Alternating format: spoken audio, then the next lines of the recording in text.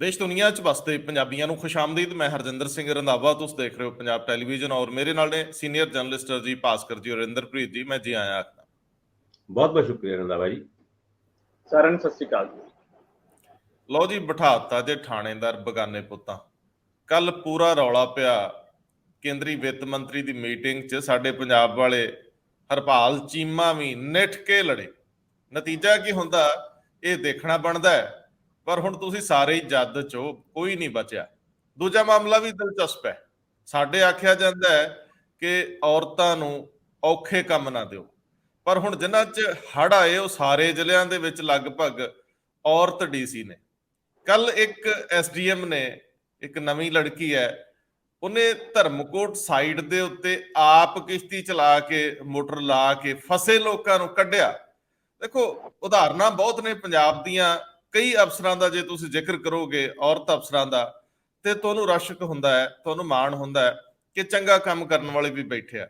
ਆਪਾਂ ਖਬਰ ਇਹ ਵੀ ਲੈਣੀ ਆ ਕਿ ਹੁਣ ਸਕੂਲ ਪ੍ਰਿੰਸੀਪਲਸ ਦੇ ਉੱਤੇ ਮੈਨੇਜਰ ਬਿਠਾ ਦਿੱਤੇ ਜਾਣਗੇ ਕਿ ਸਕੂਲ ਜੰਗ ਦਾ ਅਖਾੜਾ ਬਣਨਗੇ। ਜਿੱਥੇ ਲੋੜ ਕਲਰਕਾਂ ਦੀ ਸੀ ਉੱਥੇ ਕੈਂਪਸ ਮੈਨੇਜਰ ਕੁਝ ਚੰਗਾ ਕਰਨਗੇ ਜਾਂ ਸਿਆਪੇ ਪਾਉਣਗੇ। ਸੋ ਪ੍ਰਿੰਸੀਪਲ ਦੀ ਪੋਸਟ ਵੈਸੇ ਹੀ ਅਸੀਂ ਡਿਲੀਟ ਕਰ ਦੇਣੀ ਆ, ਮੈਨੂੰ ਇੰਜ ਲੱਗਦਾ। ਉਹ ਤੁਹਾਨੂੰ ਯਾਦ ਤਾਂ ਹੋਣਾ ਹੀ ਆ ਪਹਿਲਵਾਨ ਕੁੜੀਆਂ। ਹੁਣ ਉਸ ਕੁਸ਼ਤੀ ਫੈਡਰੇਸ਼ਨ ਦੇ ਸਾਬਕਾ ਪ੍ਰਧਾਨ, ਜਿਹੜਾ ਜੇ ਪੂਰੀ ਤਰ੍ਹਾਂ ਵੈਸੇ ਲੱਥਾ ਨਹੀਂਗਾ, ਉਹ ਪ੍ਰਧਾਨ ਦੇ ਖਿਲਾਫ ਚਾਰਜ ਸ਼ੀਟ ਜਿਹੜੀ ਦਾਖਲ ਹੋਈ ਆ ਉਹ ਵੀ ਬੜੀ ਅਹਿਮ ਆ। ਉਹ ਤੁਹਾਨੂੰ ਉਹਦੇ ਕਈ ਨੁਕਤੇ ਦੱਸਨੇ ਅੱਜ। ਔਰ ਇਹਦੇ ਨਾਲ ਹੀ ਕੱਲ ਸੁਨੀਲ ਜਾਖੜ ਦੇ ਕਾਰਜਭਾਰ ਸੰਭਾਲਣ ਮੌਕੇ ਪੁਰਾਣੇ ਪ੍ਰਧਾਨ ਹੈ ਨਹੀਂ ਸੀ, ਕੁਝ ਹੋਰ ਲੋਕ ਵੀ ਨਦਾਰਦ ਸੀਗੇ। ਭਾਸਕਰ ਸਾਹਿਬ ਤੁਹਾਡੀ ਸਾਂਝ ਪਾਉਣਗੇ। ਇਹਨਾਂ ਦੀ ਕਈ ਨੇਤਾ ਲੋਕਾਂ ਨਾਲ ਗੱਲ ਹੋਈ ਆ ਆਖਰ ਚ ਸਿਰਫ ਕਿ ਮਮਤਾ ਬੈਨਰਜੀ ਨੇ ਬੰਗਾਲ ਦੇ ਵਿੱਚ ਕਿੱਲ ਠੋਕਤਾ ਹੈ। ਉਹਨਾਂ ਨੇ ਪੰਚਾਇਤੀ ਚੋਣਾਂ ਦੇ ਵਿੱਚ ਹੁੰਜਾ ਫੇਰ ਲਿਆ। ਵੈਸੇ ਤੁਸੀਂ ਕਹੋਗੇ ਕਿੱਡੀ ਕੁ ਵੱਡੀ ਗੱਲ ਆ, ਜਿਹਦੀ ਜੇਬ 'ਚ ਸੱਤਾ ਹੁੰਦੀ ਆ, ਇਹ ਚੋਣਾਂ ਉਹਦੀਆਂ ਹੀ ਹੁੰਦੀਆਂ ਨੇ। ਪਰ ਬੜਾ ਕਰੂਸ਼ਲ ਦੌਰ ਹੈ। ਬੀਜੇਪੀ 24 ਦੇ ਵਿੱਚ ਫਸ ਕੇ ਲੜਨ ਜਾ ਰਹੀ ਹੈ ਤੇ ਆਪਾਂ ਇਸ ਮਾਮਲੇ ਨੂੰ ਜ਼ਰੂਰ ਟੱਚ ਕਰਾਂਗੇ। ਸਭ ਤੋਂ ਪਹਿਲਾਂ ਇੰਦਰਪ੍ਰੀਤ ਜੀ, ਮੈਂ ਤੁਹਾਡੇ ਤੋਂ ਸਮਝਣਾ ਚਾਹੁੰਦਾ ਹੈ ਕਿ ਕੱਲ ਜਿਹੜੀ GST ਦੇ ਉੱਤੇ ਮੀਟਿੰਗ ਹੋਈ ਆ, ਹੁਣ GST ਨੂੰ ਵੀ ED ਨਾਲ ਅਟੈਚ ਕੀਤਾ ਜਾ ਰਿਹਾ ਔਰ ਉਹਨਾਂ ਦੀ ਇਨਫੋਰਮੇਸ਼ਨ ED ਨਾਲ ਸ਼ੇਅਰ ਕੀਤੀ ਜਾ ਰਹੀ ਆ। ਮੈਨੂੰ ਇਹ ਸਮਝਾਓ ਕਿ ਕੱਲ ਰੌਲਾ ਕਿੱਦਾਂ ਪਿਆ?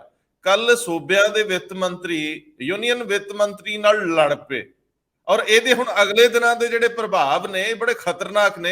ਹੁਣ ਸਾਰੇ ਹੀ ਦੁਕਾਨਦਾਰ ਜਾਂ ਕਾਰੋਬਾਰੀ ED ਦੀ ਜਦ ਵਿੱਚ ਹੋਣਗੇ।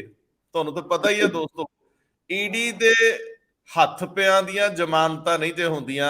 ਪੁੱਛ ਲਓ, ਨਹੀਂ ਤੇ ਜਾ ਕੇ ਸਤਿੰਦਰ ਜੈਨ ਤੇ ਮਨੀਸ਼ ਸਸੋਦੀਆ ਨੂੰ ਕਿਵੇਂ ਬੀਤਦੀ ਆ। ਕੀ ਕਹਿੰਦੇ ਹੋ ਰੰਧਾਵਾ ਸਾਹਿਬ? ਦੇਖੋ, GST ਦੀ ਬੜੀ ਕੱਲ ਕ੍ਰੂਸ਼ਲ ਮੀਟਿੰਗ ਸੀ, ਜਿਹਦੇ ਵਿੱਚ ਚਲੋ ਜਿਹੜੇ ਬਾਕੀ ਟੈਕਸ ਉੱਪਰ ਥੱਲੇ ਕਰਨੇ ਆ ਉਹ ਤਾਂ ਇੱਕ ਇਸ਼ੂ ਹੈ ਹੀ ਹੈ ਵੀ ਜਿਵੇਂ ਮਨੋਰੰਜਨ ਘਰ ਜਿਹੜਾ ਹੈਗਾ ਉਹ 28% ਤੋਂ ਘਟਾ ਕੇ 5% 18% ਤੇ ਲਿਆ ਰਹੇ। ਇਹ ਵਾਲਾ ਇਸ਼ੂ ਤਾਂ ਹੈ ਹੀ ਨਹੀਂ, ਇਹਨੂੰ ਆਪਾਂ ਟੱਚ ਨਹੀਂ ਕਰ ਰਹੇ। ਜਿਹੜਾ ਕ੍ਰੂਸ਼ਲ ਚੀਜ਼ ਹੈ ਜਿਹੜੀ ਸਭ ਦੇ ਉੱਤੇ ਅਸਰ ਕਰਨੀ ਹੈ, ਉਹ ਸਭ ਤੋਂ ਇੰਪੋਰਟੈਂਟ ਹੈ, ਉਹ ਹੈਗਾ ਵੀ GST ਨੂੰ ED ਦੀ ਮੱਤ ਥੱਲੇ ਲੈ ਕੇ ਆਉਣਾ। ਯਾਨੀ ਕਿ ਹੁਣ ਜੇ ਕੋਈ ਟੈਕਸ ਚੋਰੀ ਕਰ ਰਿਹਾ ਹੈ ਤਾਂ ED ਉਸ ਤੇ ਹੱਥ ਪਾ ਸਕਦੀ ਹੈ। ਅੱਗੇ ਇਸ ਤਰ੍ਹਾਂ ਦਾ ਨਹੀਂ ਸੀਗਾ। GST ਕੌਂਸਲ ਦੇ ਵਿੱਚ GST ਦੇ ਜਿਹੜੇ ਟੈਕਸੇਸ਼ਨ ਡਿਪਾਰਟਮੈਂਟ ਹੈ ਉਹੀ ਕਾਰਵਾਈ ਕਰਦਾ ਸੀ, ਪਰ ਇਹ ਪਹਿਲੀ ਵਾਰ ਹੈ ਕਿ GST ਕੌਂਸਲ ਦੇ ਵਿੱਚ ਇਹਨੂੰ ਵੀ ਚਰਚਾ 'ਚ ਲਿਆਤਾ ਗਿਆ ਹੈ ਕਿ ਬਈ ਹੁਣ ED ਕਰੇਗੀ। ਦੇਖੋ, ਕੱਲ ਪੰਜਾਬ, ਦਿੱਲੀ, ਤਾਮਿਲਨਾਡੂ, ਵੈਸਟ ਬੰਗਾਲ, ਕੇਰਲ, ਜਿੱਥੇ ਵੀ ਹਿਮਾਚਲ, ਜਿੱਥੇ ਵੀ ਨੌਨ BJP ਗਵਰਨਮੈਂਟਸ ਹੈਗੀਆਂ ਨੇ, ਉਹਨਾਂ ਨੇ ਸਾਰਿਆਂ ਨੇ ਇਸ ਗੱਲ ਦਾ ਵਿਰੋਧ ਕੀਤਾ ਵੀ ਇਹਨੂੰ ਇਹਦੇ ਥੱਲੇ ਕਿਉਂ ਲੈ ਕੇ ਆ ਰਹੇ ਹੋ। ਵੱਡੀ ਗੱਲ ਹੈ ਇਹਦੇ ਵਿੱਚ ਜੋ ਮੈਨੂੰ ਸਮਝ ਆਉਂਦੀ ਹੈ ਉਹ ਇਹ ਹੈਗਾ ਕਿ ਜਿੱਥੇ ਤੱਕ ਮੇਰਾ ਮੰਨਣਾ ਹੈ ਵੀ ਉਹ ਇਹ ਹੈ ਕਿ ਭਾਰਤੀ ਜਨਤਾ ਪਾਰਟੀ ਕੋਈ ਵੀ ਹੁਣ ਕਿਸੇ ਦੀ ਥਾਂ ਖਾਲੀ ਨਹੀਂ ਰੱਖਣਾ ਚਾਹੁੰਦੀ ਵੀ ਜਿਸ 'ਚ ਵਿਰੋਧੀ ਧਿਰਾਂ ਨੂੰ ਕੋਈ ਕਿਸੇ ਕਿਸਮ ਦੀ ਇਮਦਾਦ ਜੀ ਮਿਲ ਜੇ। ਸਪੋਜ਼ ਹੁਣ ਅੱਜ ਕੱਲ ਜਿਵੇਂ ਇੱਕ ਚੱਲ ਰਿਹਾ ਹੈ ਵੀ ਪ੍ਰਾਈਵੇਟ ਸੈਕਟਰ ਦੀ ਜਿਹੜੀ ਐਡ ਹੁੰਦੀ ਹੈ ਉਹ ਕਈ ਵਾਰ ਜਿਹੜੇ ਉਹ ਮੀਡੀਆ ਹਾਊਸਿਸ ਨੂੰ ਵੀ ਮਿਲਦੀ ਹੈ, ਜਿਹੜੇ ਮੀਡੀਆ ਹਾਊਸਿਸ ਤੁਹਾਡੀ ਸਰਕਾਰ ਦੀ ਨਹੀਂ ਮੰਨਦੇ ਹੁੰਦੇ, ਤਾਂ ਉੱਥੇ ਉਹਨਾਂ ਨੂੰ ਟਾਈਟ ਕਿਵੇਂ ਕੀਤਾ ਜਾਣਾ ਹੈ। ਹਜੇ ਤੱਕ ਇਹਨਾਂ ਕੋਲ ਕੋਈ ਇਹੋ ਜਿਹਾ ਨਹੀਂ ਸੀ ਜਿੱਥੇ ਕਰ ਸਕਦੇ ਨਹੀਂ, ਸਰਕਾਰ ਨਹੀਂ ਹੈ, ਹੁਣ ਆ ਗਿਆ।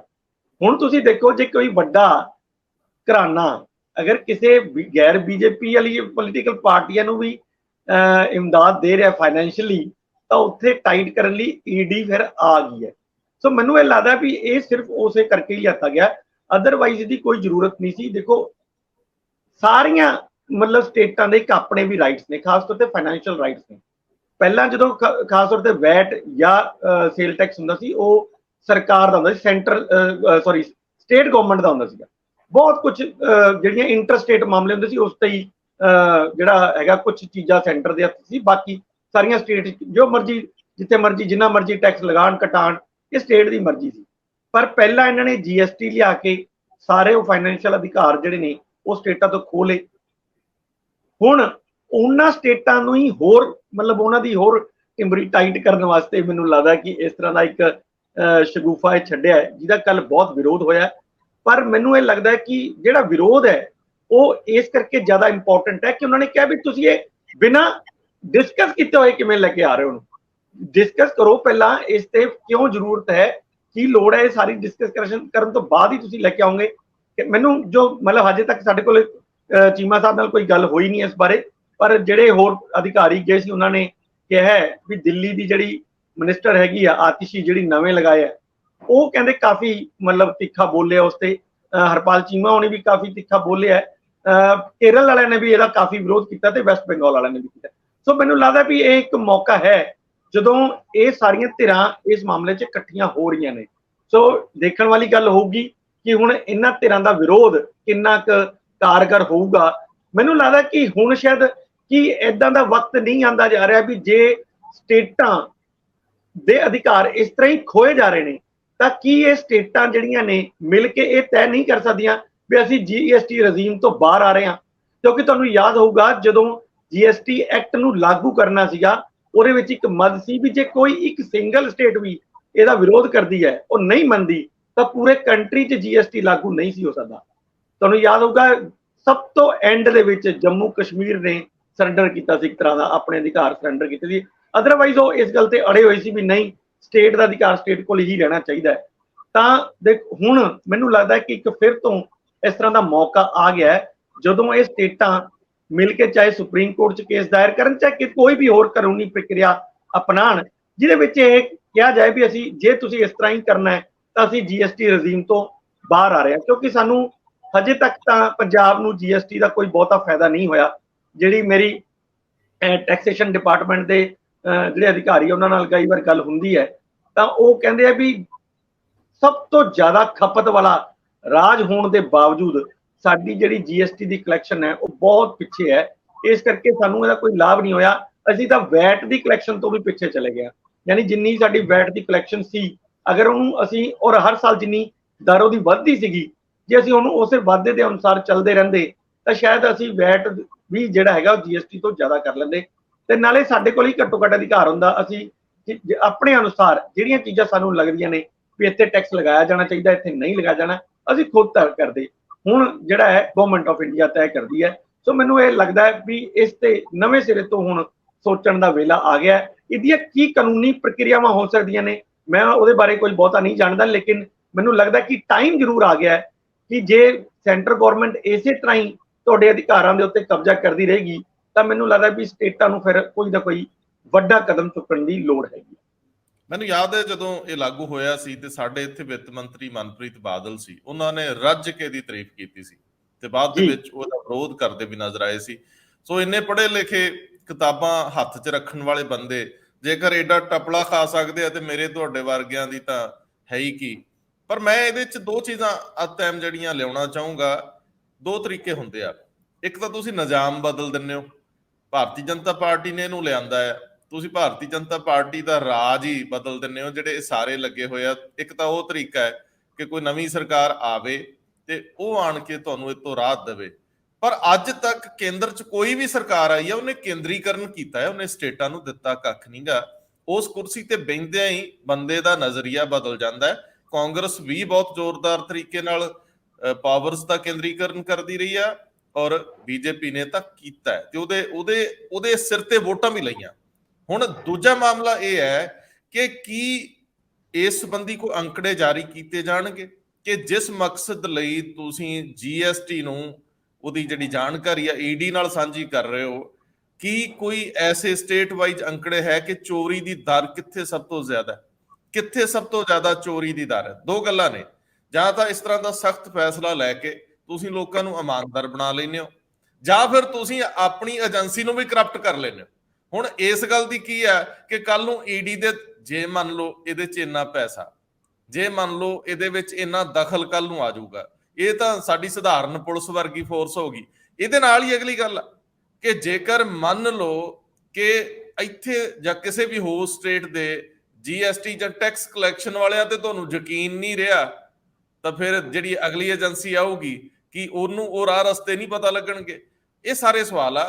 ਕਾਰੋਬਾਰੀਆਂ ਦੀ ਧੌਣ ਤੇ ਗੋਡਾ ਹੈ। ਹੁਣ ਜਾਂ ਤਾਂ ਉਹਨਾਂ ਨੇ ਨਾਲ ਤੁਰਨਾ, ਇਹ ਕਿਤੇ ਰਿਵਰਸ ਇਫੈਕਟ ਵੀ ਹੁੰਦੇ ਆ ਕਿ ਵੋਟ ਦਾ ਮਾਮਲਾ ਵੀ ਪੂਰੇ ਦੇਸ਼ ਵਿੱਚ ਕਾਰੋਬਾਰੀਆਂ ਦਾ ਬੜਾ ਅਸਰ ਹੈ ਤੇ ਬੀਜੇਪੀ ਨੂੰ ਭੁਗਤ ਭੋਗੀ ਵੀ ਬਣਨਾ ਪੈ ਸਕਦਾ। ਤਾਂ ਖੈਰ ਮੈਂ ਇਹਨੂੰ ਛੱਡਦਾ, ਆਪਾਂ ਇਸ ਗੱਲ ਨੂੰ ਇਸ ਗੱਲ ਤੇ ਛੱਡ ਦਿੰਨੇ ਆ ਕਿ ਸਾਡੀਆਂ ਸਟੇਟਾਂ ਦੇ ਵਿੱਚ ਜਿਹੜੀਆਂ ਪਾਵਰਸ ਬੈਠੀਆਂ ਨੇ, ਪਾਰਟੀਆਂ ਬੈਠੀਆਂ ਨੇ, ਉਹ ਲੜਨ ਜੋਗੀਆਂ ਨਹੀਂ ਰਹੀਆਂ।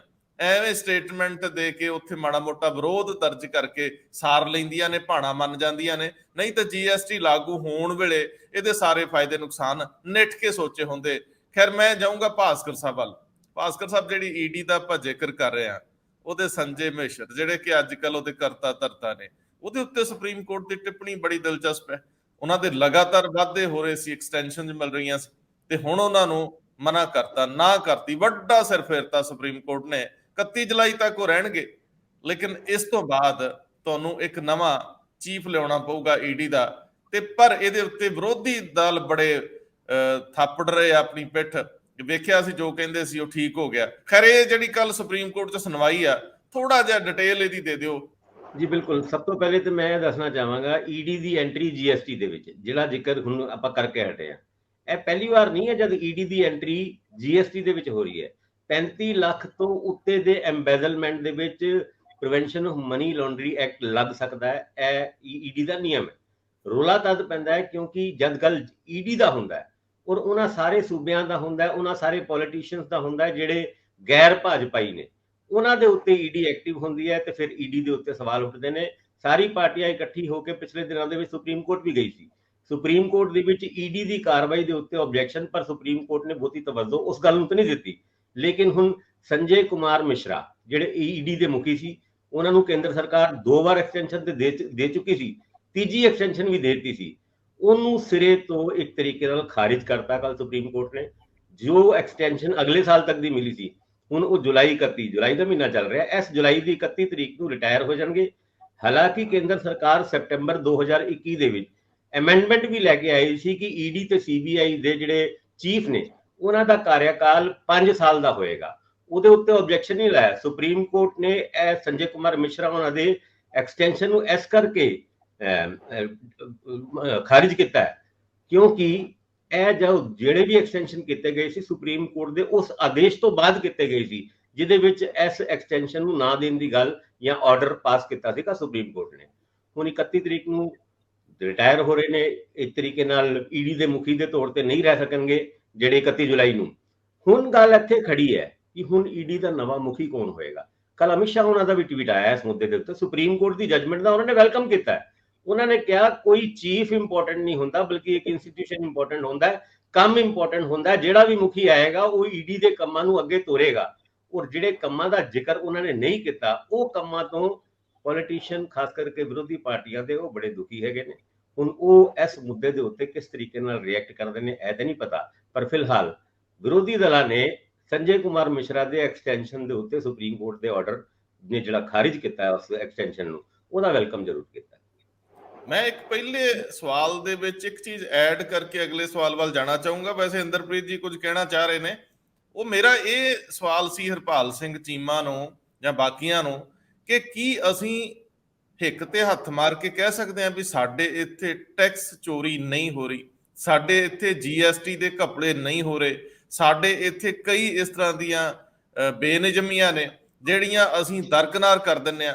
ਸਾਡਾ ਤੰਤਰ ਪੂਰੀ ਤਰ੍ਹਾਂ ਫੇਲ ਨਹੀਂ ਹੋਇਆ ਲੱਗਦਾ। ਕਈ ਵਾਰ ਅਸੀਂ ਭਾਵੇਂ ਦਾਅਵੇ ਤਾਂ ਕਰਦੇ ਹਾਂ ਕਿ ਸਾਡੀ GST ਦੀ ਕਲੈਕਸ਼ਨ ਪਿਛਲੇ ਮਹੀਨੇ ਨਾਲੋਂ ਵੱਧ ਗਈ, ਇਸ ਵਾਰੀ ਅੰਕੜੇ ਹੋਰ ਆ ਗਏ, ਪਰ ਕੀ ਅਸੀਂ ਦੇਖਿਆ ਜਿਵੇਂ ਉਹ ਆਪ ਹੀ ਦਾਅਵਾ ਕਰਦੇ ਆ ਕਿ ਜਿੰਨੀ ਸਾਡੀ ਖਪਤ ਆ ਉਸ ਕੰਪੈਰੀਜ਼ਨ ਦੇ ਵਿੱਚ ਉਸ ਦਰ ਨਾਲ ਸਾਡਾ ਰੈਵਨਿਊ ਨਹੀਂ ਵੱਧਦਾ। ਸੋ ਇਹ ਸਾਰੇ ਸਵਾਲ ਤਾਂ ਉਹਨਾਂ ਨੂੰ ਵੀ ਦੇਖਣੇ ਪੈਣਗੇ। ਅਗਲਿਆਂ ਕੋਲ ਬਹਾਨੇ ਹੁੰਦੇ ਨੇ ਤਾਂ ਗੱਲ ਤੁਰਦੀ ਆ ਨਾ, ਤੇ ਇਸ ਗੱਲ ਦੇ ਵਿੱਚ ਭਾਣਾ ਮੰਨ ਜਾਂਦੀਆਂ ਨੇ ਉਹ ਸਟੇਟਾਂ ਜਿਨ੍ਹਾਂ ਦੇ ਵਿੱਚ ਬੀਜੇਪੀ ਦੀ ਆਪਣੀ ਸਰਕਾਰ ਆ। ਉਹ ਕਿਉਂ ਬੋਲਣਗੇ ਜਦੋਂ ਉਹਨਾਂ ਦੇ ਚੀਫ ਬੋਲਦੇ ਆ? ਕੁਰਸੀ ਨੂੰ ਕਿਹਨੂੰ ਪਿਆਰੀ ਨਹੀਂ ਹੁੰਦੀ? ਇੰਦਰਪ੍ਰੀਤ ਜੀ ਕੁਝ ਕਹਿਣਾ ਚਾਹ ਰਹੇ ਸੀ, ਮੈਨੂੰ ਲੱਗਦਾ ਸੰਜੇ ਮਿਸ਼ਰਾ ਜੀ ਦੇ ਮਾਮਲੇ 'ਚ। ਨਹੀਂ, ਸੰਜੇ ਮਿਸ਼ਰਾ ਦੇ ਮਾਮਲੇ 'ਚ ਤਾਂ ਨਹੀਂ ਮੈਂ ਕੁਝ ਕਹਿਣਾ, ਉਹ ਤਾਂ ਭਾਸਕਰ ਸਾਹਿਬ ਨੇ ਖੈਰ ਡਿਟੇਲ 'ਚ ਦੱਸ ਦਿੱਤਾ। ਪਰ ਇਹ ਜਿਹੜਾ ਟੈਕਸ ਕਲੈਕਸ਼ਨ ਦਾ ਮਾਮਲਾ ਹੈ ਉਹਦੇ 'ਚ ਮੈਂ ਜ਼ਰੂਰ ਕਹਿਣਾ ਚਾਹੁੰਦਾ, ਜਿਹੜੀ ਤਾਂ ਤੁਸੀਂ ਸਵਾਲ ਉਠਾਇਆ ਵੀ ਕੀ ਸਾਡੇ ਇੱਥੇ ਚੋਰੀ ਹੁੰਦੀ ਹੈ ਜਾਂ ਨਹੀਂ ਹੁੰਦੀ। ਰੰਧਾਵਾ ਸਾਹਿਬ, ਇੱਕ ਨਾ ਇਕਨੋਮਿਕਸ ਦੇ ਵਿੱਚ ਇੱਕ ਮੱਦ ਆਉਂਦੀ ਹੈ ਕਿ ਵੀ ਜਿਹੜੀਆਂ ਸਟੇਟਾਂ ਦੀ ਕਲੈਕਸ਼ਨ ਦਰ ਹੈ, ਜਿਹੜੀ ਵੀ ਆਪਾਂ GST ਦੀ ਦਰ ਹੈ, ਚਾਹੇ ਟੈਕਸ ਦੀ ਕੋਈ ਦਰ ਲਗਾਉਂਦੇ ਆ, ਉਹਦਾ ਇੱਕ ਔਸਤ ਆਉਂਦੀ ਹੈ। ਉਹ ਕਲੈਕਸ਼ਨ ਜਿਹੜੀ ਹੈਗੀ ਹੈ ਵੀ ਸਾਡਾ ਜਿੰਨਾ GSDP ਹੈ ਉਹਦੇ ਉੱਤੇ ਨਿਰਭਰ ਕਰਦਾ ਹੈ। ਹੁਣ ਸਾਡਾ ਜਿਵੇਂ 6.5 ਲੱਖ ਕਰੋੜ ਦੀ ਸਾਡੀ GSDP ਹੈਗੀ ਹੈ ਪੰਜਾਬ ਦੀ। ਹੁਣ 6.5 ਲੱਖ ਕਰੋੜ ਦੇ ਹਿਸਾਬ ਨਾਲ ਸਾਡੇ ਕੋਲ 50,000 ਕਰੋੜ ਦੀ ਜਿਹੜੀ ਹੈਗੀ ਆ ਉਹ ਟੈਕਸ ਕਲੈਕਸ਼ਨ ਹੋਣੀ ਚਾਹੀਦੀ ਹੈ, ਤੇ ਹੋ ਰਹੀ ਹੈ 20,000 ਕਰੋੜ। ਇਹਦਾ ਮਤਲਬ ਇਹ ਹੈ ਕਿ 30,000 ਕਰੋੜ ਰੁਪਏ ਦੀ ਜਿਹੜੀ ਕਲੈਕਸ਼ਨ ਹੈ ਉਹ ਸਾਨੂੰ ਨਹੀਂ ਮਿਲ ਰਹੀ ਹੈ, ਚੋਰੀ ਹੈ ਜਾਂ ਅਸੀਂ ਟੈਕਸ ਘੱਟ ਕਲੈਕਟ ਕਰ ਰਹੇ ਹਾਂ। ਨੰਬਰ 1। ਇੱਕ ਤੁਹਾਨੂੰ ਯਾਦ ਹੋਊਗਾ 2014 ਚ ਜਦੋਂ GST ਤੇ ਬਹੁਤ ਵੱਡੀ ਡਿਬੇਟ ਚੱਲ ਰਹੀ ਸੀ ਕਿ ਵੈਟ ਨੂੰ ਹਟਾ ਕੇ GST ਲਗਾਇਆ ਜਾਏ, ਉਹਦੇ ਇੱਕ ਬਹੁਤ ਵੱਡੀ ਡਿਬੇਟ ਦੇ ਵਿੱਚ ਇੱਕ ਪੂਨਾ ਦਾ ਇੱਕ ਇੰਸਟੀਚਿਊਟ ਹੈ ਜਿਹੜਾ ਫ੍ਰੀਲਾਂਸ ਇੰਸਟੀਚਿਊਟ ਹੈ, ਉਹ ਵੱਖ-ਵੱਖ CA ਵਕੀਲਾਂ ਦਾ, ਇੰਜੀਨੀਅਰਸ ਦਾ ਜਾਂ ਹੋਰ ਇਸ ਤਰ੍ਹਾਂ ਦੇ ਜਿਹੜੇ ਲੋਕ ਨੇ ਉਹਨਾਂ ਦਾ ਇੱਕ ਪ੍ਰਾਈਵੇਟ ਇੰਸਟੀਚਿਊਸ਼ਨ ਹੈ ਜਿਹਨੇ ਇੱਕ ਟੈਕਸ ਦਾ ਨਵਾਂ ਸਵਰੂਪ ਦਿੱਤਾ ਸੀਗਾ। ਉਹਨੇ ਕਿਹਾ ਵੀ ਇਸ ਤਰ੍ਹਾਂ ਦੀ ਕਲੈਕਸ਼ਨ ਤੁਸੀਂ ਕਰ ਸਕਦੇ ਹੋ। ਤਾਂ ਉਹਨੇ ਕਿਹਾ ਵੀ ਜਿਹੜੀ ਅਸੀਂ ਟੈਕਸ ਹਰ ਜਗ੍ਹਾ ਤੇ ਲਗਾਉਣਾ ਹੀ ਕਿਉਂ? ਤੁਸੀਂ ਕਿੰਨੇ ਸਾਰੇ ਟੈਕਸ ਲਗਾ ਰੱਖੇ ਨੇ, ਇਨਕਮ ਟੈਕਸ, ਕਸਟਮ ਟੈਕਸ, ਪਤਾ ਨਹੀਂ ਕਿਸ ਤਰ੍ਹਾਂ ਦੇ ਟੈਕਸ ਨੇ। ਫਿਰ ਉਹਨਾਂ ਨੂੰ ਕਲੈਕਸ਼ਨ ਕਰਨ ਲਈ ਇੰਨਾ ਬੰਦਾ ਅਮਲਾ ਉਹ ਤੁਸੀਂ ਰੱਖ ਰੱਖਿਆ, ਕਿਉਂ ਨਹੀਂ ਅਸੀਂ ਜਿਹੜੀ ਸਾਡੀ ਬੈਂਕਿੰਗ ਹੈਗੀ ਹੈ ਇਹਦੇ ਥਰੂ ਅਸੀਂ ਕੰਮ ਕਰਦੇ? ਉਹਨਾਂ ਨੇ ਇੱਕ ਸੁਝਾਅ ਦਿੱਤਾ ਵੀ ਉਹ ਅੰਕੜਾ ਦਿੱਤਾ ਪਹਿਲਾਂ ਉਹਨਾਂ ਨੇ ਕਿਹਾ ਵੀ 2014 ਦਾ ਇਹ ਅੰਕੜਾ ਹੈ। ਉਹਨਾਂ ਨੇ ਕਿਹਾ ਵੀ 2014 ਚ ਪੂਰੇ ਕੰਟਰੀ ਦੇ ਵਿੱਚ 800 ਲੱਖ ਕਰੋੜ ਰੁਪਏ ਦੀ ਬੈਂਕਿੰਗ ਰਾਹੀਂ ਟ੍ਰਾਂਜੈਕਸ਼ਨ ਹੋਈ ਹੈ। ਜੇ ਅਸੀਂ ਬਾਕੀ ਸਾਰੇ ਟੈਕਸ ਖਤਮ ਕਰ ਦਈਏ, ਕੋਈ ਵੀ ਟੈਕਸ ਨਾ ਲਗਾਈਏ, ਸਿਰਫ ਔਰ ਸਿਰਫ ਬੈਂਕਿੰਗ ਦੇ ਜਿਹੜੀ ਅਸੀਂ ਪੈਸਾ ਕਢਾਇਆ ਹੈ ਉਸ ਤੇ ਹੀ 2% ਦਾ ਟੈਕਸ ਲਗਾਈਏ ਤਾਂ ਸਾਡੇ ਕੋਲੇ 16 ਲੱਖ ਕਰੋੜ ਰੁਪਏ ਦਾ ਟੈਕਸ ਜਮਾ ਹੋ ਜਾਏਗਾ।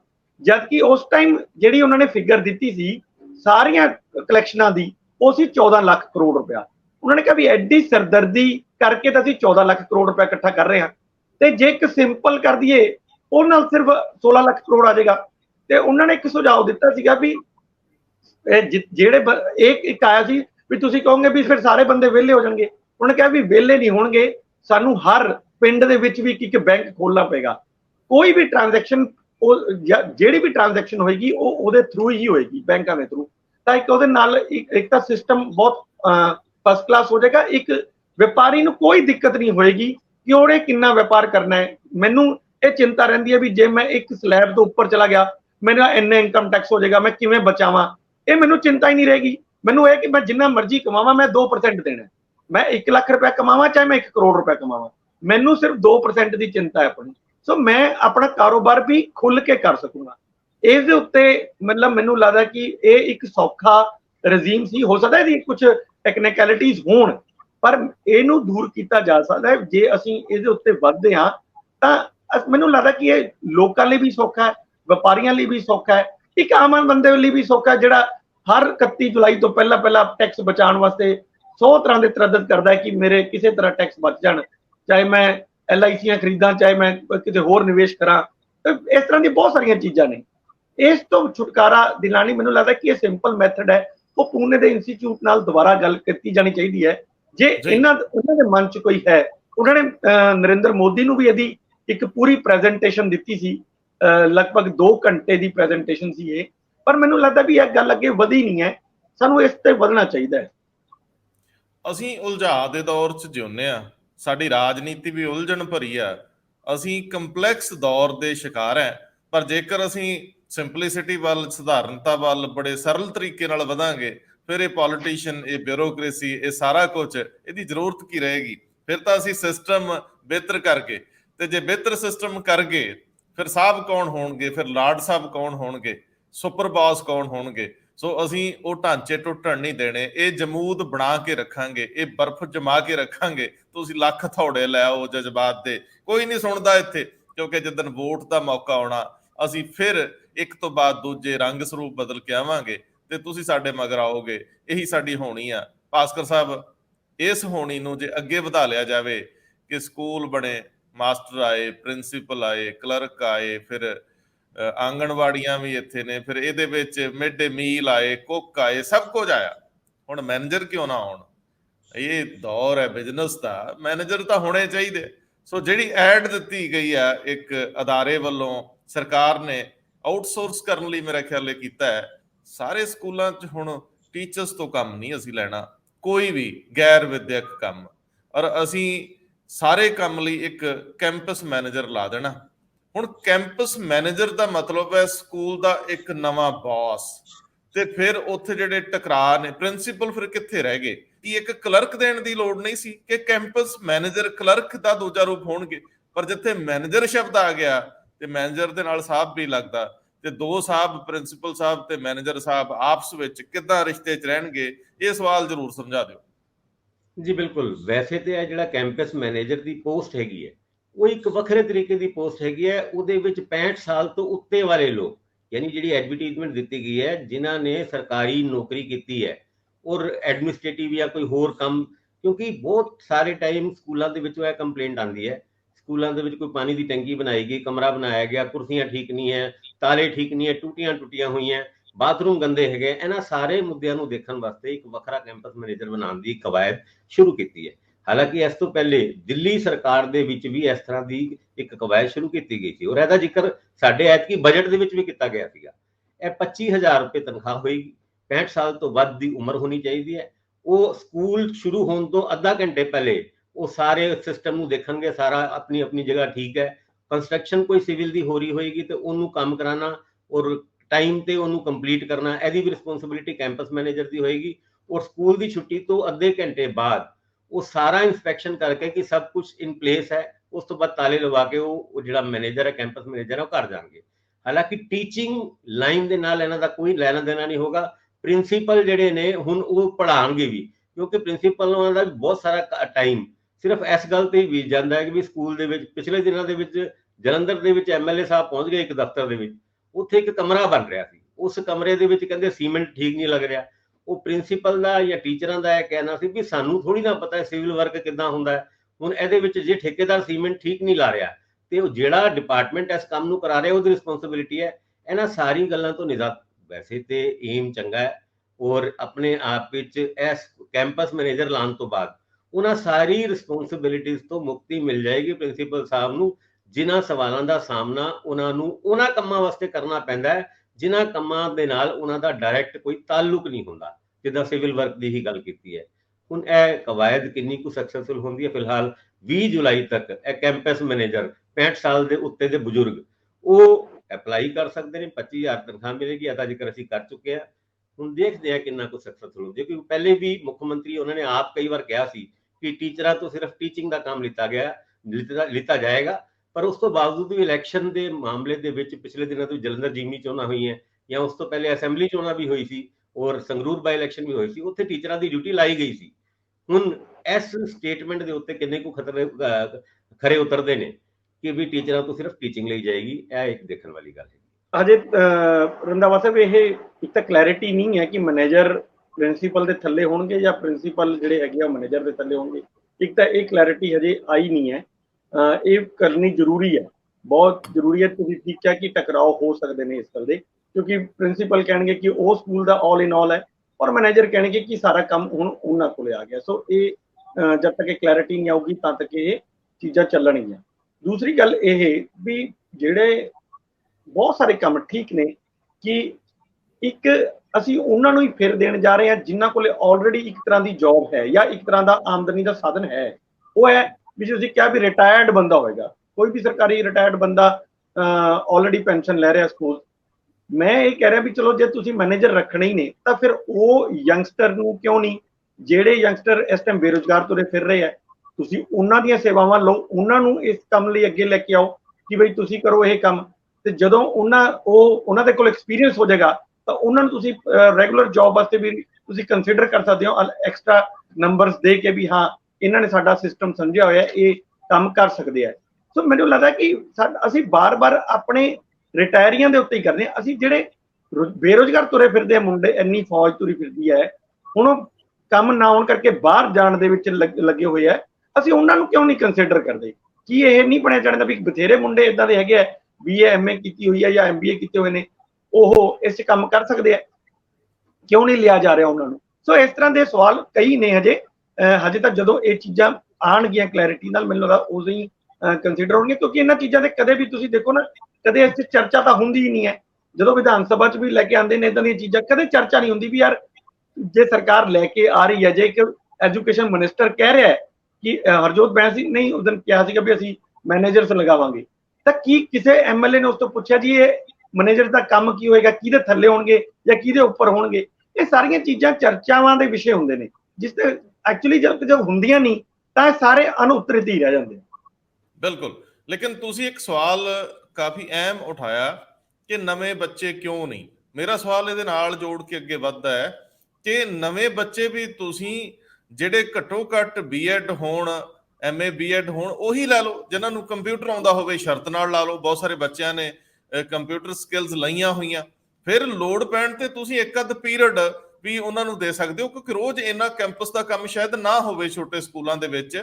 ਔਰ ਦੂਜੀ ਗੱਲ ਕਿ ਤੁਸੀਂ ਉਹਨਾਂ ਬੱਚੇ, ਇੱਕ ਤਾਂ ਉਹ ਜਦੋਂ ਇੱਕ ਟੀਚਿੰਗ ਲਾਈਨ ਚੋਂ ਆਉਣਗੇ ਜਾਂ ਉਹ B.Ed ਕਰਕੇ ਜਾਂ ਇਸ ਸਕਿੱਲਸ ਨਾਲ ਆਉਣਗੇ, ਤਾਂ ਕੁਦਰਤੀ ਤੌਰ ਤੇ ਪ੍ਰਿੰਸੀਪਲ ਦਾ ਜਿਹੜਾ ਅਧਿਕਾਰ ਖੇਤਰ ਆ ਉਹਦੇ ਵਿੱਚ ਦਖਲ ਨਹੀਂ ਹੋਊਗਾ, ਔਰ ਇੱਕ ਤਰ੍ਹਾਂ ਨਾਲ ਉਹ ਪ੍ਰਿੰਸੀਪਲ ਨੂੰ ਪ੍ਰਿੰਸੀਪਲ ਮੰਨਣਗੇ। ਤੇ ਦੂਜੀ ਗੱਲ ਕਿ ਕਿੰਨੇ ਲੋਕਾਂ ਨੂੰ ਰੁਜ਼ਗਾਰ ਮਿਲ ਜਾਊਗਾ।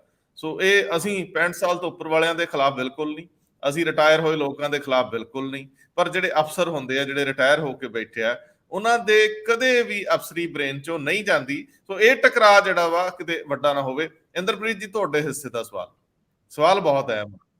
ਆਮ ਮੰਨਿਆ ਜਾਂਦਾ ਕਿ ਔਰਤ ਅਫਸਰਾਂ ਨੂੰ ਔਖੀਆਂ ਜ਼ਿੰਮੇਵਾਰੀਆਂ ਨਾ ਦਿੱਤੀਆਂ ਜਾਣ, ਪਰ ਜਦੋਂ ਕਿਧਰੇ ਮੁਸੀਬਤ ਪੈਂਦੀ ਆ ਔਰ ਕੁਦਰਤੀ ਤੌਰ ਤੇ ਉੱਥੇ ਔਰਤ ਅਫਸਰ ਮੌਜੂਦ ਹੋਵੇ, ਤਾਂ ਫਿਰ ਕਾਰਗੁਜ਼ਾਰੀਆਂ ਦਾ ਮੁਲਾਂਕਣ ਆਪ ਮੁਹਾਰੇ ਆ ਜਾਂਦਾ ਹੈ। ਸੋ ਆਪਾਂ ਜ਼ਿਕਰ ਕਰ ਰਹੇ ਸੀ ਗੈਰ ਰਸਮੀ ਗੱਲਬਾਤ ਦੇ ਵਿੱਚ, ਭਾਵੇਂ ਉਸ ਗੱਲ ਦਾ ਬੜਾ ਵਿਰੋਧ ਹੁੰਦਾ ਰਿਹਾ ਕਿ ਦਿਨਕਰ ਗੁਪਤਾ ਸਾਹਿਬ ਔਰ ਉਹਨਾਂ ਦੇ ਸ਼ਰੀਕੇ ਹਯਾਤ ਵਿਨੀ ਮਹਾਜਨ, ਇੱਕ ਹੀ ਘਰ ਦੇ ਵਿੱਚ ਸਾਰੀ ਪਾਵਰ ਦਿੱਤੀ ਗਈ ਕੈਪਟਨ ਅਮਰਿੰਦਰ ਸਿੰਘ ਵੱਲੋਂ, ਵਿਰੋਧੀਆਂ ਬੜੇ ਸਵਾਲ ਉਠਾਏ।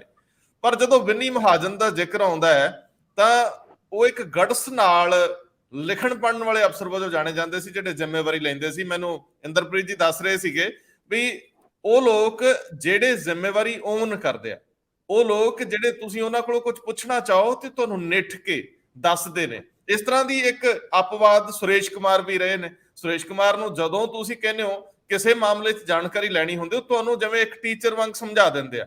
ਵਿਨੀ ਮਹਾਜਨ ਦੇ ਮਾਮਲੇ 'ਚ ਵੀ ਮੰਨਿਆ ਜਾਂਦਾ ਸੀ ਕਿ ਉਹ ਬਤੌਰ ਚੀਫ ਸੈਕਟਰੀ ਬਹੁਤ ਸਾਰੀਆਂ ਚੀਜ਼ਾਂ ਜੇ ਤੁਸੀਂ ਉਹਨਾਂ ਤੋਂ ਜਾਣਨਾ ਚਾਹੁੰਦੇ ਸੀ ਤੇ ਉਹ ਡਿਟੇਲ ਦੇ ਦਿੰਦੇ ਸੀ। ਹੁਣ ਬਹੁਤ ਸਾਰੇ ਅਫਸਰ ਇਸ ਵੇਲੇ ਪੰਜਾਬ ਦੇ ਵਿੱਚ ਔਰਤ ਨੇ ਜਿਨ੍ਹਾਂ ਨੂੰ ਜ਼ਿਲ੍ਹਿਆਂ ਦੀ ਕਮਾਨ ਸੌਂਪੀ ਗਈ ਹੈ। ਵੈਸੇ ਤਾਂ ਸਾਡੇ SSP ਕਈ ਅਫਸਰ ਲੱਗੇ ਹੋਏ ਆ, ਭਗਵੰਤ ਮਾਨ ਸਰਕਾਰ ਨੇ ਇਹ ਕੰਮ ਚੰਗਾ ਵੀ ਕੀਤਾ। ਤੇ ਇੰਦਰਪ੍ਰੀਤ ਜੀ, ਮੈਂ ਤਾਂ ਉੱਥੋਂ ਪੁੱਛਣਾ ਹੈ, ਜਦੋਂ ਤੁਸੀਂ ਮੈਨੂੰ ਉਹ ਧਰਮਕੋਟ ਦੇ ਇਲਾਕੇ ਦੇ ਵਿੱਚ SDM ਮੈਡਮ ਦੀ ਕਿਸ਼ਤੀ ਬਾਰੇ ਦੱਸ ਰਹੇ ਸੀ ਨਾ, ਤੇ ਮੇਰੀ ਰੌਚਕਤਾ ਵੱਧ ਗਈ ਕਿ ਸੱਚਮੁੱਚ ਜਿੱਥੇ ਬੰਦੇ ਵੀ ਡਰਦੇ ਆ ਕਿ ਯਾਰ ਜਾਨ ਜੋਖਮ 'ਚ ਨਾ ਪਾਈਏ, ਉੱਥੇ ਇੱਕ ਔਰਤ ਅਫਸਰ ਆਪ ਕਿਸ਼ਤੀ ਲੈ ਕੇ ਜਾ ਰਹੀ ਆ ਲੋਕਾਂ ਨੂੰ ਬਚਾਉਣ ਲਈ, ਤੇ ਮਨ ਤੇ ਕਰਦਾ ਕਿ ਉਹਦਾ ਜ਼ਿਕਰ ਹੋਵੇ। ਕੀ ਕਹਿੰਦੇ ਰੰਧਾਵਾ ਸਾਹਿਬ? ਐਕਚੁਅਲੀ ਜਦੋਂ ਇਸ ਕਿਸਮ ਦੀਆਂ ਚੀਜ਼ਾਂ ਹੁੰਦੀਆਂ, ਜਿਵੇਂ ਬਾੜ ਆ ਗਈ ਜਾਂ ਹੋਰ ਬਹੁਤ ਵੱਡੀਆਂ ਤਰਾਸਦੀਆਂ ਆਉਂਦੀਆਂ ਨੇ, ਬੰਦੇ ਦੀ ਜ਼ਿੰਮੇਵਾਰ ਉਹਦੀ ਜ਼ਿੰਮੇਵਾਰੀ ਕਿੰਨੀ ਨਿਭਾ ਸਕਦਾ, ਇਹ ਪਛਾਣ ਉਦੋਂ ਹੀ ਹੁੰਦੀ ਹੈ। ਸੋ ਇਹਦੇ ਵਿੱਚ ਵੀ ਇਹ ਸੀ ਵੀ ਜਦੋਂ ਮੈਨੂੰ ਕੱਲ ਇੱਕ ਬੜੇ ਸੀਨੀਅਰ ਅਫਸਰ ਨੇ ਦੱਸਿਆ ਕਿ ਉੱਥੇ ਧਰਮਕੋਟ ਦੇ ਵਿੱਚ ਬਹੁਤ ਸਾਰੇ ਪਾਣੀ ਆਉਣ ਕਰਕੇ ਬਹੁਤ ਸਾਰੇ ਪਿੰਡ ਜਿਹੜੇ ਹੈਗੇ ਉਹ ਘਿਰ ਗਏ ਆ, ਔਰ ਉਹ ਬਾਹਰ ਨਹੀਂ ਆਉਣਾ ਚਾਹੁੰਦੇ, ਲੋਕ ਬਹੁਤ ਡਰੇ ਹੋਏ ਆ, ਪਾਣੀ ਬਹੁਤ ਜ਼ਿਆਦਾ ਤਾਦਾਦ ਦੇ ਵਿੱਚ ਹੈ। ਔਰ ਖਾਸ ਤੌਰ ਤੇ ਉੱਥੇ ਪ੍ਰੋਬਲਮ ਧਰਮਕੋਟ 'ਚ ਇਹ ਹੋ ਗਈ ਕਿ ਨਾ ਉਹਨਾਂ ਕੋਲ NDRF ਦੀ ਕੋਈ ਟੀਮ ਹੈ, ਨਾ ਹੀ ਉੱਥੇ ਮਿਲਟਰੀ ਦੇ ਕੋਈ ਬੰਦੇ ਹੈਗੇ ਆ, ਨਾ ਹੀ ਕੋਈ ਹੋਰ ਸੰਸਾਧਨ ਨੇ ਵੀ ਉਹ ਤੁਸੀਂ ਆਪਣੀਆਂ ਬੋਟਸ ਲੈ ਕੇ ਉੱਥੇ ਜਾਓ। ਉਹਨਾਂ ਕੋਲ ਇੱਕ ਸਿੰਪਲ ਬੋਟ ਹੈ ਜਿਹਦੇ ਉੱਤੇ ਮੈਨੂੰ ਅਫਸਰ ਨੇ ਦੱਸਿਆ ਕਿ ਉਹ ਡਾਕਟਰ ਚਾਰੂ ਮਿੱਟਾ ਜਿਹੜੇ ਹੈਗੇ ਆ SDM ਉੱਥੇ ਲੱਗੇ ਹੋਏ ਆ, ਉਹਨਾਂ ਨੇ ਉਸੇ ਤੇ ਹੀ ਇੱਕ ਜਿਹੜੀ ਛੋਟੀ ਜਿਹੜੀ ਹੁੰਦੀ ਹੈ ਮੋਟਰ ਲਗਾ ਕੇ ਉਹਨੂੰ ਚੱਲਦਾ ਕਰ ਲਿਆ ਤੇ ਲੈ ਗਏ ਉੱਥੇ, ਤੇ ਉਹਨਾਂ 25-30 ਬੰਦੇ ਕੱਢ ਲਿਆਏ ਆ। ਸੋ ਔਰ ਦੇਖੋ, ਸਭ ਤੋਂ ਇੰਟਰਸਟਿੰਗ ਗੱਲ ਇਹਦੇ ਵਿੱਚ ਇਹ ਸੀ ਕਿ ਲੋਕ ਅਜੇ ਨਹੀਂ ਆਉਣਾ ਚਾਹੁੰਦੇ। ਲੋਕ ਅਜੇ ਬਹੁਤ ਜ਼ਿਆਦਾ ਉੱਥੇ ਬੈਠੇ ਹੋਏ ਨੇ ਆਪਣੇ ਬੜੇ ਉੱਚੇ ਥਾਵਾਂ ਤੇ, ਉਹ ਆਉਣਾ ਨਹੀਂ ਚਾਹੁੰਦੇ, ਜਦਕਿ ਪਾਣੀ ਬਹੁਤ ਪਿੱਛੋਂ ਵੱਧ ਰਿਹਾ। ਸੋ ਇਹ ਇੱਕ ਜਿਹੜੀ ਮੈਨੂੰ ਲੱਗਦਾ ਜਵਾਬਦੇਹੀ ਦੀ ਜਿਹੜੀ ਗੱਲ ਹੁੰਦੀ ਹੈ, ਜਾਂ ਫੈਸਲਾ ਲੈਣ ਦਾ ਇੱਕ ਉਹ ਹੁੰਦਾ ਨਾ ਜਜ਼ਬਾ ਅੰਦਰ, ਉਹ ਬਹੁਤ ਇੰਪੋਰਟੈਂਟ ਹੁੰਦਾ, ਖਾਸ ਕਰਕੇ ਇਹ ਜਿਹੇ ਮੌਕੇ ਤੇ ਜਦੋਂ ਤਰਾਸਦੀ ਆਈ ਹੋਵੇ। ਕਿਸ ਤਰ੍ਹਾਂ ਲੋਕਾਂ ਨੂੰ ਬਚਾਉਣਾ ਹੈ, ਤੁਹਾਡੀ ਪਹਿਚਾਣ ਵੀ ਉਦੋਂ ਹੀ ਹੁੰਦੀ ਹੈ। ਤੇ ਜਦੋਂ ਇੱਕ ਐਸਡੀਐਮ ਇਸ ਤਰ੍ਹਾਂ ਦਾ ਫੈਸਲੇ ਲੈ ਰਹੀ ਹੈ, ਤਾਂ ਮੈਨੂੰ ਲੱਗਦਾ ਕਿ ਇਹ ਮੈਂ ਬਾਕੀ ਚ ਵੀ ਦੇਖਿਆ, ਤੁਸੀਂ ਦੇਖੋ ਕਿ ਇੱਕ ਅਜੀਬ ਸੰਯੋਗ ਹੈ ਇੱਕ ਤਰ੍ਹਾਂ ਦਾ, ਕਿ 5 ਡਿਸਟ੍ਰਿਕਟ ਇਸ ਟਾਈਮ ਪੂਰੀ ਤਰ੍ਹਾਂ ਜਿਹੜੇ ਹੈਗੇ ਨੇ ਸਾਡੇ ਬਾੜ ਨਾਲ ਘਿਰੇ ਹੋਏ ਨੇ, ਜਿੱਥੇ ਬਹੁਤ ਜ਼ਿਆਦਾ ਬਾੜ ਦੀ ਸਥਿਤੀ ਹੈ। ਉਹ ਸਾਰਿਆਂ ਦੀ ਕਮਾਂਡ ਜਿਹੜੀ ਇਸ ਟਾਈਮ ਲੇਡੀਜ਼ ਕੋਲ ਹੈ, ਸਾਰੇ ਲੇਡੀ ਅਫਸਰ ਨੇ ਉੱਥੇ।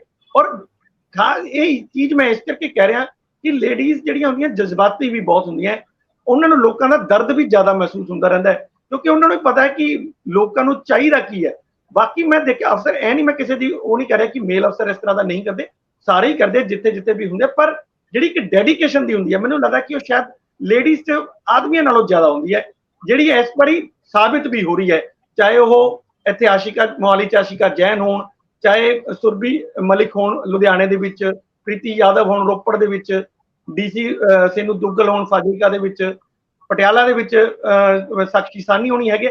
ਸੋ ਸਾਰੇ ਤੁਸੀਂ ਦੇਖੋ ਬਹੁਤ ਮਤਲਬ ਜਜ਼ਬਾਤੀ ਹੈ, ਔਰ ਰਾਤ ਤੱਕ, ਦੇਰ ਰਾਤ ਤੱਕ 2-2 ਵਜੇ ਤੱਕ ਮਤਲਬ ਜਿਹੜਾ ਹੈਗਾ ਜਿੱਥੇ ਜਿੱਥੇ ਵੀ ਬਹੁਤ ਖਤਰਾ ਬਣਿਆ ਹੋਇਆ, ਉੱਥੇ ਸਪੌਟ ਤੇ ਖੜੇ ਨੇ। ਇਹਦਾ ਮਤਲਬ ਉਹਨਾਂ 'ਚ ਡੈਡੀਕੇਸ਼ਨ ਦੀ ਜਿਹੜੀ ਭਾਵਨਾ ਹੈਗੀ ਹੈ, ਉਹਦੀ ਤਾਂ ਕਦਰ ਕੀਤੀ ਜਾਣੀ ਚਾਹੀਦੀ ਹੈ। ਬਿਲਕੁਲ ਠੀਕ ਤੁਸੀਂ ਕਹਿ ਰਹੇ ਹੋ ਭਾਸਕਰ ਸਾਹਿਬ, ਇਹਦੇ 'ਚ ਕੋਈ ਦੋ ਰਾਵਾਂ ਨਹੀਂ ਕਿ ਬਹੁਤ ਸਾਰੀਆਂ ਲੇਡੀ ਅਫੀਸਰਸ, ਉਹਨਾਂ ਨਾਲ ਗੱਲ ਕਰਨੀ ਮੁਸ਼ਕਲ ਵੀ ਲੱਗਦੀ ਹੈ। ਤੁਸੀਂ ਉਹਨਾਂ ਤੋਂ ਕੋਈ ਇਨਫੋਰਮੇਸ਼ਨ ਲੈਣੀ ਆ ਤਾਂ ਪਤਾ ਨਹੀਂ ਹੁੰਦਾ ਵੀ ਉਹ ਕਿਵੇਂ ਰਿਐਕਟ ਕਰਨ। ਇਹ ਇੱਕ ਸੰਕਟ ਵੀ ਹੈ। ਬਹੁਤ ਸਾਰੀਆਂ ਔਰਤਾਂ ਕੋਲੋਂ ਕੰਮ ਲੈਣਾ ਵੀ ਬਹੁਤ ਮੁਸ਼ਕਲ ਹੈ, ਜੈਨੂਨ ਕੰਮ ਕਰਾਉਣਾ ਵੀ ਬਹੁਤ ਔਖਾ, ਵੀ ਉਹਨਾਂ ਨੂੰ ਸਮਝਾਓਗੇ ਕਿੱਦਾਂ। ਉਹਨਾਂ ਨੂੰ ਇੰਝ ਲੱਗੀ ਜਾਂਦਾ ਹੈ ਕਿ ਹਰ ਕੰਮ ਕਿਤੇ ਗਲਤ ਤਾਂ ਨਹੀਂ, ਲੇਕਿਨ ਜਿਨ੍ਹਾਂ ਨੂੰ ਸਮਝ ਆ ਜਾਂਦੀ ਹੈ, ਜਿਹੜੇ ਸਿਸਟਮ ਨੂੰ ਕਿਸੇ ਨਾ ਕਿਸੇ ਰੂਪ ਦੇ ਵਿੱਚ ਸਰਵ ਕਰਨਾ ਚਾਹੁੰਦੇ ਆ, ਕੁਝ ਦਰੁਸਤ ਕਰਨਾ ਚਾਹੁੰਦੇ ਆ, ਫਿਰ ਉਹ ਬੜੇ ਬਿਹਤਰ ਤਰੀਕੇ ਨਾਲ, ਗੜਸ ਨਾਲ। ਅਸੀਂ ਪਿੱਛੇ ਅੰਮ੍ਰਿਤ ਕੌਰ ਗਿੱਲ ਦਾ ਜ਼ਿਕਰ ਕੀਤਾ ਸੀਗਾ, ਜਿਨ੍ਹਾਂ ਦੇ ਕੋਈ ਮਤਭੇਦ ਹੋ ਗਏ ਆਪਣੇ ਕਿਸੇ ਕੁਲੀਗ ਨਾਲ, ਔਰ ਉਹ ਆਪਣਾ 3 ਮਹੀਨੇ ਦਾ ਨੋਟਿਸ ਸਰਵ ਕਰ ਗਏ ਕਿ ਮੈਂ ਕਰਦੀ ਨਹੀਂ ਨੌਕਰੀ। ਲੇਕਿਨ ਉਸ ਤੋਂ ਬਾਅਦ ਜਿਸ ਤਰ੍ਹਾਂ ਦਾ ਉਹ ਮਾਮਲਾ ਅੱਗੇ ਵਧਿਆ, ਸੋ ਕਈ ਅਫਸਰ ਇਹੋ ਜਿਹੇ ਨੇ ਜਿਨ੍ਹਾਂ ਦਾ ਜ਼ਿਕਰ ਬਾਰ-ਬਾਰ ਤੁਸੀਂ ਕਰ ਸਕਦੇ ਹੋ।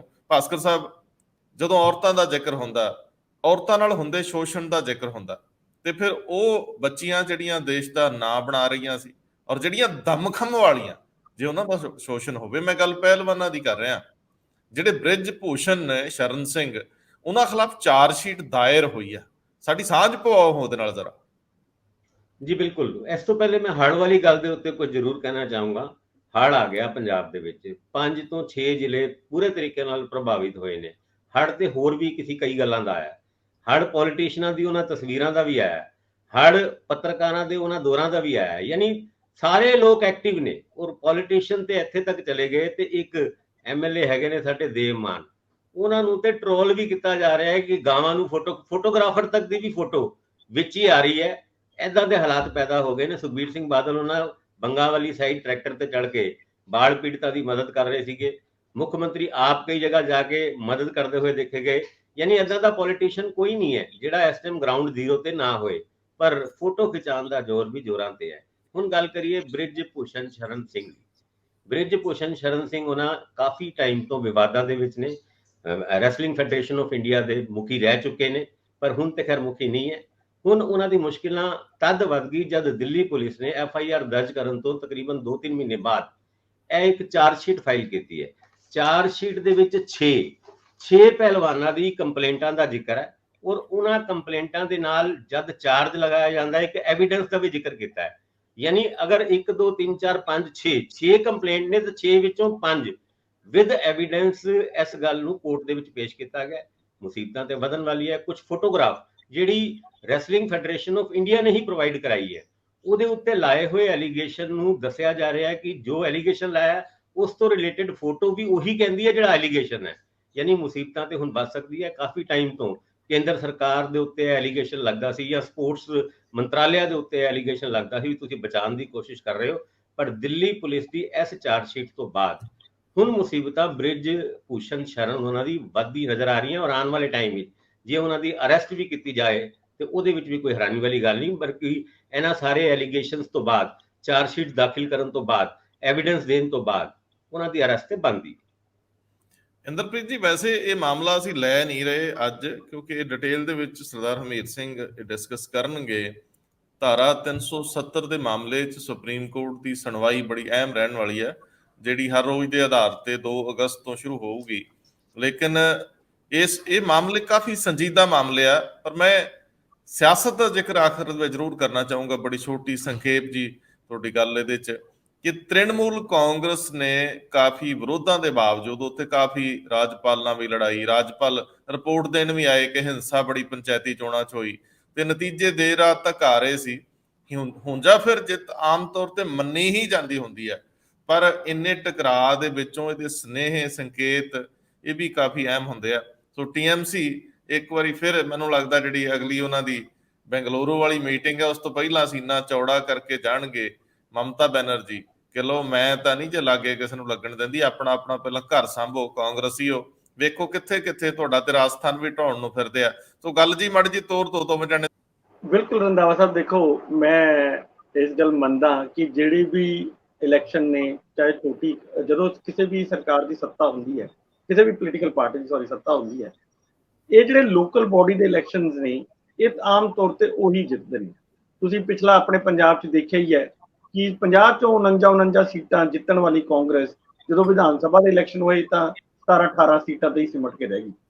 ਬਹੁਤ ਸਾਰੀ ਆਮ ਆਦਮੀ ਪਾਰਟੀ ਵੀ ਬਹੁਤ ਸਾਰੇ ਥਾਵਾਂ ਤੇ ਖੜੀ ਸੀ, ਉਹ ਵੀ 0-0 ਹੀ ਰਿਜ਼ਲਟ ਆਏ, ਲੇਕਿਨ ਜਦੋਂ ਵਿਧਾਨ ਸਭਾ ਦੇ ਆਏ ਤਾਂ ਉਹ 92 ਸੀਟਾਂ ਲਈ।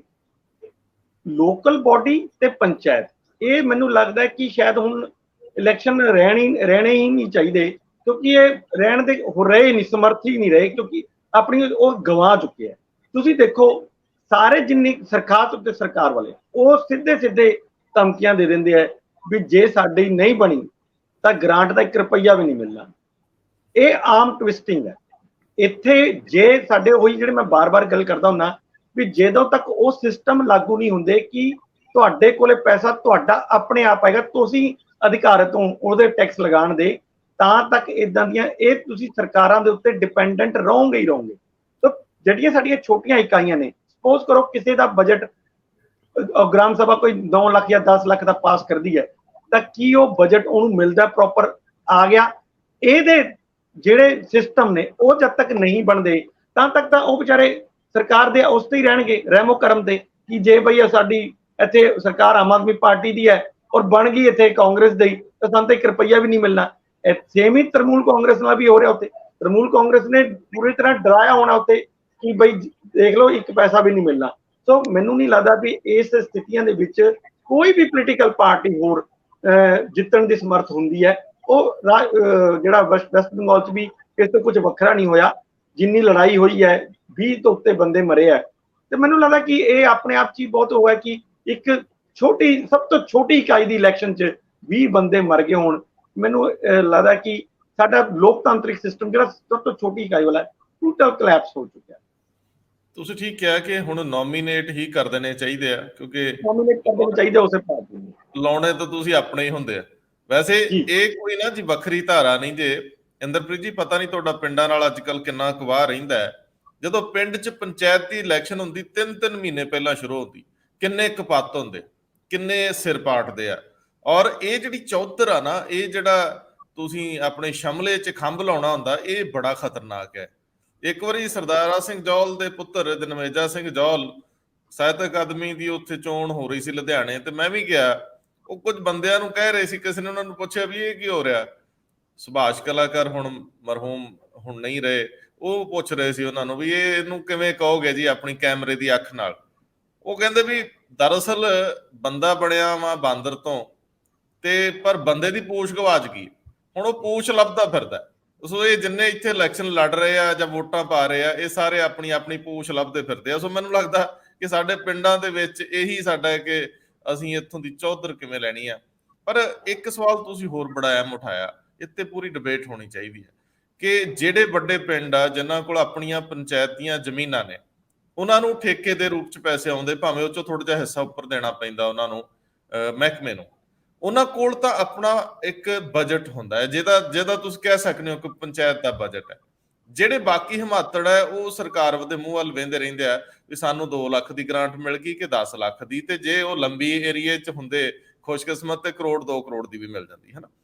ਕੀ ਇਸ ਗੱਲ ਦਾ ਸਵਾਲ ਨਹੀਂ ਪੈਦਾ ਹੁੰਦਾ ਕਿ ਹਰੇਕ ਖਿੱਤੇ ਦਾ ਆਪਣਾ ਬਜਟ ਹੋਵੇ, ਐਲੋਕੇਸ਼ਨਸ ਹੋਣ, ਉਹਨਾਂ ਲਈ ਇੱਕ ਨਿਰਧਾਰਤ ਹੀ ਹੋਵੇ ਕਿ ਪਿੰਡ ਨੂੰ ਇੰਨਾ ਮਿਲਣਾ, ਔਰ ਉਹਦੀ ਆਬਾਦੀ ਦੇ ਆਧਾਰ ਤੇ ਹੋਵੇ। ਮੈਨੂੰ ਲੱਗਦਾ ਹੈ ਅਜੇ ਇੱਧਰ ਪੈਰ ਪੁੱਟਣ ਦੀ ਲੋੜ ਆ। ਸਿਆਸਤਦਾਨਾਂ ਨੇ ਆਪਣੇ ਪੰਜਿਆਂ 'ਚ ਜਕੜ ਕੇ ਰੱਖਿਆ ਇਹ ਪੰਚਾਇਤੀ ਰਾਜ ਸਾਰਾ ਕੁਝ। ਭਾਸਕਰ ਸਾਹਿਬ, ਆਖਰੀ ਟਿੱਪਣੀ। ਇੱਕੋ ਹੀ ਮੈਂ ਗੱਲ ਖੋਰ ਕਰਨੀ, ਇੱਕ ਮਿੰਟ ਭਾਸਕਰ ਸਾਹਿਬ, ਇੱਕੋ ਹੀ ਮਿੰਟ ਲਾਉਂਗਾ ਤੁਹਾਡਾ। ਜਿਹੜੀ ਗੱਲ ਤੁਸੀਂ ਕਹੀ ਹੈ, ਦੇਖੋ ਇੱਥੇ ਮਾਨਸਾ ਦੇ ਲਾਗੇ ਇੱਕ ਪਿੰਡ ਹੈਗਾ ਤਾਮਕੋਟ, ਉਹਨਾਂ ਨੇ ਇਸ ਚੀਜ਼ ਨੂੰ ਸਾਬਿਤ ਵੀ ਕੀਤਾ। ਮਤਲਬ ਜਿਹੜੀ ਤੁਸੀਂ ਗੱਲ ਕਰ ਰਹੇ ਹੋ ਨਾ ਵੀ ਇਹ ਛੋਟੇ ਪਿੰਡ ਜਿਹੜੇ ਹੁੰਦੇ ਆ ਉਹਨਾਂ ਕੋਲੇ ਤਾਂ ਹੁੰਦਾ ਨਹੀਂ, ਸਿਸਟਮ ਨਹੀਂ ਹੁੰਦਾ, ਤੇ ਉਹ ਵਿਚਾਰੇ ਕਿੱਥੇ ਜਾਣਗੇ। ਤਾਮਕੋਟ ਸਾਡੇ ਸਾਹਮਣੇ ਇੱਕ ਬਹੁਤ ਵੱਡੀ ਉਦਾਹਰਣ ਹੈ ਇਸ ਮਾਮਲੇ 'ਚ। ਉੱਥੇ ਦੇ ਜਿਹੜੇ ਸਰਪੰਚ ਸੀਗੇ ਰਣਜੀਤ ਸਿੰਘ, ਉਹਨਾਂ ਨੇ ਇੱਕ ਵਾਰੀ ਉਹਨਾਂ ਨੇ ਰੈਗੂਲਰ ਕੀਤਾ ਹੈ ਵੀ ਜਿਹੜੀ ਗ੍ਰਾਮ ਸਭਾ ਹੈ ਅਸੀਂ ਹਰ 3 ਮਹੀਨੇ ਬਾਅਦ ਬੁਲਾਣੀ ਆ, ਤਾਂ ਉਹ ਬਜਟ ਵੀ ਪਾਸ ਕਰਦੇ ਹੁੰਦੇ ਸੀ ਆਪਣਾ। ਮੈਨੂੰ ਯਾਦ ਹੈ ਕਰੋੜ ਤੋਂ ਲੈ ਕੇ 9 ਕਰੋੜ ਰੁਪਏ ਤੱਕ ਦੇ ਬਜਟ ਉਹਨਾਂ ਦੇ ਪਾਸ ਹੁੰਦੇ ਰਹੇ ਆ। ਉਹਨਾਂ ਦੀ ਜ਼ਮੀਨ ਜਿਹੜੀ ਹੈਗੀ ਹੈ ਸਰਕਾਰ ਨੇ ਲੈ ਲਈ 5 ਏਕੜ ਜ਼ਮੀਨ ਕਿ ਇੱਥੇ ਮੰਡੀ ਬਣਾਈ ਜਾਏਗੀ। ਉਹਨਾਂ ਨੇ ਫਟਾਫਟ ਇੱਕ ਮਤਾ ਪਾਸ ਕਰਤਾ ਕਿ ਠੀਕ ਹੈ ਤੁਸੀਂ ਲੈ ਲਓ ਇਹ ਫੀਸ, ਪਰ ਇਹ 5 ਏਕੜ ਤੋਂ ਸਾਨੂੰ 2 ਲੱਖ ਰੁਪਏ ਦੀ ਆਮਦਨ ਹੁੰਦੀ ਸੀ ਜਦੋਂ ਅਸੀਂ ਇਹਨੂੰ ਠੇਕੇ ਤੇ ਦਿੰਦੇ ਸੀ। ਹੁਣ ਤੁਸੀਂ ਇਹ ਲੈ ਲਈ ਹੈ ਤਾਂ ਇਸ ਕਰਕੇ ਜਿੰਨੀ ਵੀ ਇੱਥੇ ਅਨਾਜ ਵਿਕੇਗਾ ਉਹਦੀ 25 ਪੈਸੇ ਪਰ ਬੋਰੀ ਦੇ ਹਿਸਾਬ ਨਾਲ 2 ਲੱਖ ਰੁਪਏ ਉਹਦਾ ਬਣਦਾ ਹੁੰਦਾ ਸੀ। ਮੈਨੂੰ ਯਾਦ ਹੈ ਉਸ ਟਾਈਮ ਉਹਨਾਂ ਨੇ ਫਿਗਰ ਜਿਹੜੀ ਦਿੱਤੀ ਸੀ ਉਹ ਸਾਨੂੰ ਦਿੱਤਾ ਜਾਏਗਾ। ਅੱਜ ਤੱਕ ਉਹ ਵਾਲਾ ਪ੍ਰਸਤਾਵ ਨਾ ਤਾਂ ਰਿਜੈਕਟ ਹੋਇਆ ਨਾ ਹੀ ਪਾਸ ਹੋਇਆ, ਕਿਉਂਕਿ ਉਹਨਾਂ ਨੂੰ ਪਤਾ ਹੈ। ਇਹੀ ਨਹੀਂ, ਉਹਨਾਂ ਨੇ ਇਹ ਵੀ ਕਹਿਤਾ ਵੀ ਜਿਹੜਾ ਟਾਵਰ ਸਾਡੇ ਲੱਗਿਆ ਹੋਇਆ ਟੈਲੀਫੋਨ ਦਾ, ਉਸ ਤੋਂ ਜਿਹੜੀ ਵੀ ਕਾਲ ਸਾਡੇ ਪਿੰਡ ਤੋਂ ਬਾਹਰ ਜਾਏਗੀ ਉਸ ਪਿੰਡ ਦੇ ਉਹਦਾ ਜਿਹੜਾ ਇੱਕ ਚਾਰਜ ਹੋਏਗਾ ਉਹ ਇਸ ਪਿੰਡ ਨੂੰ ਮਿਲੇਗਾ। ਮਤਲਬ ਇਹ ਨਹੀਂ ਹੈ ਕਿ ਪੰਚਾਇਤਾਂ ਏਦਾਂ ਕਰ ਨਹੀਂ ਸਕਦੀਆਂ। ਪੰਚਾਇਤਾਂ ਕੋਲੇ, ਗ੍ਰਾਮ ਸਭਾ ਕੋਲੇ ਬਹੁਤ ਅਧਿਕਾਰ ਨੇ ਜਿਹਨੂੰ ਸੁਪਰੀਮ ਕੋਰਟ ਵੀ ਜਿਹੜੀ ਹੈ ਨਕਾਰ ਨਹੀਂ ਸਕਦੀ। ਪਰ ਇਹ ਹੈ ਕਿ ਤੁਸੀਂ ਉਹਨੂੰ ਰੋਕ ਤਾਂ ਸਕਦੇ ਹੋ ਨਾ, ਤੇ ਅੱਜ ਵੀ ਉਹ ਰੋਕੀ ਬੈਠੇ ਨੇ ਇਹ ਜਿਹੜੇ ਫੈਸਲੇ ਉਹਨਾਂ ਨੇ ਲਿੱਤੇ ਸੀ, ਕਿਉਂਕਿ ਪੋਲੀਟੀਸ਼ੀਅਨਾਂ ਨੂੰ ਪਤਾ ਹੈ ਵੀ ਜੇ ਕਿਤੇ ਇਹ ਫੈਸਲਾ ਲਾਗੂ ਹੋ ਗਿਆ ਤੇ ਇਹ ਤਾਂ ਸਾਰੇ ਪੰਜਾਬ 'ਚ ਫਿਰ ਲਾਗੂ ਹੋ ਜਾਣਾ ਹੈ ਤੇ ਸਾਡੇ ਪੱਲੇ ਤਾਂ ਕੁਝ ਫਿਰ ਰਹਿਣਾ ਹੀ ਨਹੀਂ ਹੈਗਾ। ਸੋ ਮੈਨੂੰ ਇਹ ਲੱਗਦਾ ਹੈ ਕਿ ਹਰ ਪੰਚਾਇਤ ਨੂੰ ਗ੍ਰਾਮ ਸਭਾ ਦਾ ਐਡਾ ਮਜ਼ਬੂਤ ਐਕਟ ਹੈ ਉਹਨੂੰ ਪੜ੍ਹਨਾ ਚਾਹੀਦਾ ਹੈ, ਪੜ੍ਹ ਕੇ ਉਹਨੂੰ ਆਪਣੇ ਪਿੰਡਾਂ 'ਚ ਲਾਗੂ ਕਰਨਾ ਚਾਹੀਦਾ ਹੈ। ਕਿਉਂ ਉਹ ਲੋਕ ਜਿਹੜੇ ਆਪਣੀ ਪੋਲੀਟੀਸ਼ੀਅਨਾਂ ਦੇ ਮਤਲਬ ਰਹਿਮੋ ਕਰਮ ਤੇ ਬੈਠੇ, ਜਦਕਿ ਉਹਨਾਂ ਕੋਲ ਆਪਣੇ ਅਧਿਕਾਰ ਹੈਗੇ ਹੈ ਤੇ ਉਹ ਅਧਿਕਾਰ ਲੈਣ ਦੀ ਲਈ ਜਦੋਜਹਿਦ ਕਰਨਗੇ। ਦੇਖੋ ਤਾਮਕੋਟ ਵਾਲੇ ਲੀਹ ਪਾੜ ਕੇ ਤੁਰੇ ਤੇ ਜ਼ਰੂਰ, ਪਰ ਅਗਲੇ ਬੰਨੇ ਅਫਸਰਸ਼ਾਹੀ ਦੀ ਕੰਧ ਆ ਗਈ। ਉਹ ਨਾ ਕੰਧ ਟੱਪੀ ਜਾਂਦੀ ਹੈ ਨਾ ਕੰਧ ਟੁੱਟਦੀ ਹੈ, ਉਹ ਤਾਂ ਇਦਾਂ ਹੀ ਭਾਣਾ ਮੰਨਣਾ ਪੈਂਦਾ। ਭਾਸਕਰ ਸਾਹਿਬ, ਇਹਦੇ ਚ ਇਹ ਹੈਗਾ ਕਿ ਜੇ ਇਸ ਤਰ੍ਹਾਂ ਦਾ ਹੀ 15 20 150 ਪਿੰਡ ਹੋਰ ਕਰਨ ਤਾਂ ਮੈਨੂੰ ਲੱਗਦਾ ਉਹ ਕੰਧ ਵੀ ਫਿਰ ਟੱਪੀ ਜਾਏਗੀ। ਹਜੇ ਕੋਈ ਹੋਰ ਕੰਮ ਕਰਕੇ ਟਾਊਨ ਪਟਕਣੀ ਥੋੜੀ ਔਖੀ ਹੈ। ਉਹ ਸਰ ਅਗਲਿਆਂ ਨੇ ਸਰਪੰਚ ਸਸਪੈਂਡ ਕਰ ਦੇਣਾ, ਪੰਚਾਇਤ ਟਰਮੀਨੇਟ ਕਰ ਦੇਣੀ ਆ, ਕੀ ਗੱਲਾਂ ਕਰਦੇ ਹੋ? ਉੱਥੇ ਜਿਹੜੇ ਬੈਠੇ ਨੇ ਨਾ ਜਿਨ੍ਹਾਂ ਦੀਆਂ ਐਨਕਾਂ ਵੀ ਡਬਲ ਨੇ, ਤੇ ਉਹ ਵੇਖਦੇ ਪਤਾ ਕਿੱਥੋਂ ਤੱਕ ਹੈ, ਬੰਦੇ ਦੇ ਅੰਦਰ ਨੂੰ ਸਕੈਨ ਕਰਦੇ ਆ ਸਾਰਾ। ਜਿਹੜੇ ਅਫਸਰ ਨੇ ਉੱਤੋਂ ਲੈ ਕੇ ਨਾ ਥੱਲੇ ਤੱਕ ਵੇਖਦੇ, ਫਿਰ ਥੱਲੇੋਂ ਲੈ ਕੇ ਉੱਤੇ ਤੱਕ ਵੇਖਦੇ ਆ। ਬੰਦਾ ਪਹਿਲਾਂ ਹੀ ਸੋਚਦਾ ਕਿ ਯਾਰ ਮੈਂ ਮੁਜਰਮ ਹੈ। ਇਹਨਾਂ ਦੀਆਂ ਕਚਹਿਰੀਆਂ, ਇਹਨਾਂ ਦੇ ਦਰਬਾਰਾਂ 'ਚ ਗਏ ਬੰਦੇ ਤੇ ਰਾਜਿਆਂ ਦੇ ਦਰਬਾਰਾਂ ਨਾਲੋਂ ਜ਼ਿਆਦਾ ਡਰ ਜਾਂਦੇ ਆ। ਇਹ ਖੌਫ ਹੀ ਇੰਨੇ ਪਾਏ ਹੋਏ ਆ। ਹੁਣ ਬਹੁਤ ਸਾਰੇ ਅਫਸਰ ਵੈਸੇ ਹੀ ਪੰਜਾਬੀ ਬੋਲਦੇ ਨਹੀਂ, ਔਰ ਉਹਨਾਂ ਨੂੰ ਗੱਲ ਸਮਝਾਉਣੀ ਵੀ ਕਈ ਵਾਰੀ ਬੜੀ ਔਖੀ ਹੋ ਜਾਂਦੀ ਹੈ।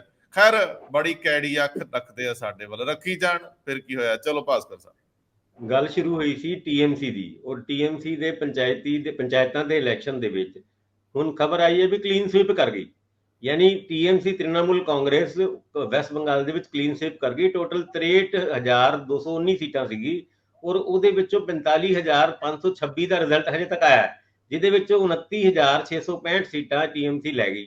ਔਰ BJP ਜਿਹਨੇ ਸਭ ਤੋਂ ਜ਼ਿਆਦਾ ਸ਼ੋਰ ਪਾਇਆ ਸੀ, ਹਿੰਸਾ ਹੋਈ, 42 ਤੋਂ ਜ਼ਿਆਦਾ ਲੋਕ ਉੱਥੇ ਮਾਰੇ ਗਏ ਇਲੈਕਸ਼ਨਾਂ ਦੇ ਵਿੱਚ। ਇਹ ਪੰਚਾਇਤ ਦੇ ਇਲੈਕਸ਼ਨਾਂ ਦੀ ਗੱਲ ਕਰ ਰਹੇ ਹਾਂ। ਔਰ ਉਹਦੇ ਵਿੱਚ BJP ਹਜੇ ਤੱਕ 8,021 ਸੀਟਾਂ, ਔਰ ਕਾਂਗਰਸ ਜਿਹਦੇ ਅਧੀਰ ਰੰਜਨ ਚੌਧਰੀ ਕਹਿੰਦੇ ਨੇ ਮਮਤਾ ਬੈਨਰਜੀ ਦੇ ਨਾਲ ਕਿਸੇ ਵੀ ਤਰੀਕੇ ਦਾ ਅਸੀਂ ਅਲਾਈਅੰਸ ਨਹੀਂ ਕਰਾਂਗੇ, ਉਹ 2,094 ਸੀਟਾਂ ਹਜੇ ਤੱਕ ਜਿੱਤ ਸਕਦੇ ਨੇ। ਤੁਸੀਂ ਇੱਕ ਪਾਸੇ 29,665 ਸੀਟਾਂ ਉਹ ਮਮਤਾ ਬੈਨਰਜੀ ਦੀ, ਔਰ ਕਾਂਗਰਸ 2,094 ਸੀਟਾਂ, ਔਰ ਜਿਹੜੀ ਲੈਫਟ ਪਾਰਟੀ ਜਿਹਨੇ 25 ਸਾਲ ਰਾਜ ਕੀਤਾ ਹੈ ਵੈਸਟ ਬੰਗਾਲ ਦੇ ਉੱਤੇ, ਉਹਦੀ ਸੀਟਾਂ 2472 ਹੈ ਹਜੇ ਤੱਕ। ਯਾਨੀ ਤੁਸੀਂ ਇਹਨਾਂ ਹਾਲਾਤਾਂ ਤੋਂ ਤੁਸੀਂ ਇਸ ਗੱਲ ਦਾ ਅੰਦਾਜ਼ਾ ਲਾ ਸਕਦੇ ਹੋ ਜਿਹਦੀ ਸਰਕਾਰ ਪੰਚਾਇਤੀ ਰਾਜ ਵੀ ਉਹਦਾ ਦਾ। ਹੁਣ ਗੱਲ ਪੰਜਾਬ ਦੀ ਵੀ ਕਰੀਏ। ਪੰਜਾਬ ਦੇ ਵਿੱਚ ਪਿਛਲੇ ਦਿਨਾਂ ਦੇ ਵਿੱਚ ਜਿਹੜੀ ਜਲੰਧਰ ਜ਼ਿਮਨੀ ਚੋਣਾਂ ਸੀ, ਉਹਦੇ ਵਿੱਚ ਤਕਰੀਬਨ ਹਰ ਅਸੈਂਬਲੀ ਕੌਂਸਟੀਚੁਐਂਸੀ ਤੋਂ ਇਦਾਂ ਦੀ ਖਬਰਾਂ ਆਉਂਦੀ ਸੀ ਕਿ ਵੀ 175 ਪੰਚਾਇਤਾਂ ਸ਼ਾਮਲ ਹੋ ਗਈ ਆਮ ਆਦਮੀ ਪਾਰਟੀ ਦੇ ਵਿੱਚ। ਆਉਣ ਵਾਲੇ ਟਾਈਮ ਵਿੱਚ ਪੰਜਾਬ ਦੇ ਵਿੱਚ ਵੀ ਇਲੈਕਸ਼ਨ ਹੋ ਰਹੇ ਨੇ, ਜਦ ਪੰਜਾਬ ਦੇ ਮੁੱਖ ਮੰਤਰੀ ਤੇ ਦਿੱਲੀ ਦੇ ਸੁਪਰੀਮੋ ਯਾਨੀ ਅਰਵਿੰਦ ਕੇਜਰੀਵਾਲ ਨਾ ਗੁਜਰਾਤ ਇਲੈਕਸ਼ਨ ਦੇ ਵਿੱਚ ਕੈਂਪੇਨ ਕਰ ਰਹੇ ਸੀ, ਤੇ ਉੱਥੇ ਉਹਨਾਂ ਨੇ ਇੱਕ ਵਾਅਦਾ ਕੀਤਾ ਸੀ ਅਸੀਂ ਸਰਪੰਚਾਂ ਦੀ ਤਨਖਾਹ 10,000 ਰੁਪਏ ਪ੍ਰਤੀ ਮੰਥ ਯਾਨੀ ਪਰ ਮੰਥ ਕਰ ਦਾਂਗੇ। ਇੱਥੇ 1400 ਰੁਪਏ ਮਿਲਦੀ ਹੈ, ਉਹ ਵੀ ਕਈਆਂ ਨੂੰ ਮਿਲਦੀ ਨਹੀਂ। ਯਾਨੀ ਉਹ ਰਿਫਾਰਮਸ ਇੱਥੇ ਨਹੀਂ, ਕੱਲ ਹਰਿਆਣਾ ਤੋਂ ਵੀ ਖਬਰ ਛਪੀ ਹੋਈ ਹੈ, ਉਹ ਵੀ 6000 ਰੁਪਏ ਦੀ ਤਨਖਾਹ ਕਰ ਰਹੇ ਨੇ ਪੰਚਾਇਤਾਂ ਦੀ, ਜਾਂ ਉਹ ਤਨਖਾਹਾਂ ਵਧਾ ਰਹੇ ਨੇ ਸਰਪੰਚਾਂ ਦੀ। ਹੁਣ ਇਹ ਸਾਰੀ ਗੱਲਾਂ ਇਲੈਕਸ਼ਨਾਂ ਦੇ ਨਜ਼ਦੀਕ ਆ ਕੇ ਸ਼ੁਰੂ ਹੁੰਦੀ ਹੈ, ਪਰ ਪੰਚਾਇਤਾਂ ਨੂੰ ਕੀ ਕੰਮ ਕਰਨ ਦਿੱਤਾ ਜਾਂਦਾ ਹੈ? ਪੰਚਾਇਤ ਸੈਕਟਰੀ ਜਾਂ ਹੋਰਾਂ ਦੇ ਨਾਲ ਜਦ ਤੱਕ ਤੁਸੀਂ ਅੱਟੀ ਵੱਟੀ ਨਾ ਕਰੋ, ਯਾਨੀ ਉਹ ਕਮਿਸ਼ਨ ਨਾ ਪਹੁੰਚੇ, ਤਦ ਤੱਕ ਪੰਜਾਬ ਦੇ ਵਿੱਚ ਉਹ ਸਿਸਟਮ ਜਾਂ ਕਿਸੇ ਵੀ ਸੂਬੇ ਦੇ ਵਿੱਚ ਉਹ ਸਿਸਟਮ ਕ੍ਰੀਏਟ ਨਹੀਂ ਹੋ ਸਕਦਾ ਜਿਹਦੇ ਰਾਹੀਂ ਆਪਾਂ ਕਹੀਏ ਕਿ ਪੰਚਾਇਤਾਂ ਦੇ ਕੰਮ ਟਰਾਂਸਪੇਰੈਂਟ ਤਰੀਕੇ ਨਾਲ ਹੋ ਸਕਦੇ ਨੇ। ਉਹ ਕੰਧ ਦੀ ਗੱਲ ਕੀਤੀ ਸੀ, ਉਹ ਕੰਧ ਤੇ ਖੜੀ ਹੈ, ਟੁੱਟੂਗੀ ਨਹੀਂ ਟੁੱਟੂਗੀ, ਕਿਸੇ ਨੇ ਤੋੜਨ ਦੀ ਕੋਸ਼ਿਸ਼ ਵੀ ਨਹੀਂ ਕੀਤੀ, ਉਹ ਤੇ ਕੰਧ ਖੜੀ ਰਹੀ। ਇਹ ਤਾਂ ਹੁਣ ਵਾਲੀ ਜਿਹੜੀ ਸੱਤਾ ਹੈ ਨਾ ਪੰਜਾਬ ਦੇ ਵਿੱਚ, ਇਹ ਵੀ ਨਿਰਭਰ ਉੱਥੇ ਹੀ ਜਾ ਕੇ ਹੋ ਗਈ। ਅਗਲੇ ਹੱਥ ਹੀ ਨਹੀਂ ਲਾਉਂਦੇ ਕੰਮ ਨੂੰ, ਕਹਿੰਦੇ ਨਹੀਂ ਜੀ ਹੋ ਹੀ ਨਹੀਂ ਸਕਦਾ। ਔਰ ਵਾਕਿਆ ਹੀ ਜੇ ਕੋਈ ਸਰਕਾਰੀ ਕੰਮ ਦੇ ਵਿੱਚ ਤੁਸੀਂ ਇਹ ਕਹੋ ਨਾ ਵੀ ਇਹ 'ਚ ਰੋਕ ਪਾਉਣੀ ਹੈ ਵੀ ਇਹ ਨਹੀਂ ਹੋ ਸਕਦਾ, 47 ਔਨਵਰਡ ਹੁਣ ਤੱਕ ਸਾਰੇ ਨਿਯਮ ਏਦਾਂ ਖਲੋ ਜਾਂਦੇ ਆ ਕੇ ਵੀ ਇਹ ਤਾਂ ਹੋਣਾ ਹੀ ਨਹੀਂ। ਔਰ ਉਹ 50 ਆਪਣੇ ਹੱਕ ਦੇ ਕਾਨੂੰਨ ਕੱਢ ਕੇ ਰੱਖ ਲੈਂਦੇ ਆ, ਤੇ ਜਿਹੜਾ ਹਿਮਾਤੜ ਹੁੰਦਾ ਉਹਦੇ ਕੋਲ ਕਿਹੜੀ ਕਾਨੂੰਨ ਦੀ ਕਿਤਾਬ ਹੈ ਜੀ, ਤੇ ਜੇ ਕਿਸੇ ਵਕੀਲ ਕੋਲ ਚੱਲ ਜੇ ਤੇ ਉਹ ਬਹੁਤ ਵੈਸੇ ਹੀ ਭਾਰੀ ਪੈ ਜਾਂਦਾ। ਸੋ ਮੈਨੂੰ ਇੰਝ ਲੱਗਦਾ ਕਿ ਬਿਊਰੋਕ੍ਰੇਸੀ ਜੇ ਚਾਹਵੇ ਤਾਂ ਕਿਸੇ ਵੀ ਕੰਮ 'ਚ ਪੂਰਾ ਅੜਿੱਕਾ ਢਾ ਦੇ, ਜੇ ਚਾਹਵੇ ਤਾਂ ਫਿਰ ਘਿਓ ਦਾ ਘੜਾ ਰੁੜ ਜੇ, ਫਰਕ ਨਹੀਂ ਪੈਂਦਾ। ਬਹੁਤ ਮਿਹਰਬਾਨੀ, ਬਹੁਤ ਧੰਨਵਾਦ। ਧੰਨਵਾਦ ਜੀ।